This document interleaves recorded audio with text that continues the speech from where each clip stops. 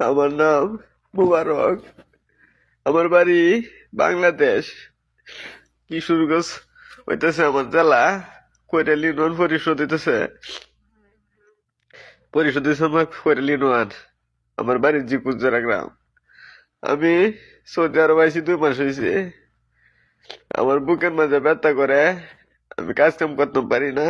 এখন আমার টাকা পয়সা নাই, আমি বাড়িতে কিভাবে যাইয়াম? আমার ভিডিওটা যারা দেখতেছেন আমার একটু সহযোগিতা করুন, আমার বাংলাদেশ নিয়ে দিন। আমার আল্লাহর মাল 2 ছেলে 1 মেয়ে, এরার বিল চায়া আমার জীবনটা আপনার কাছে ভিক্ষা চাইতেছি। আমার একটু বাংলাদেশে বসায় দিন। আমি দেশে ট্রেন বেশি করে আইছি, ওখানে আমি কিভাবে যাই? আমি যাইতাম পারতেছি না। আপনারা রাতে পাওয়া ধরে কই আমার একটু বাংলাদেশে যাওয়ার মতন আমার একটু ধৈর্য, আমার একটু তৌফিক দেন।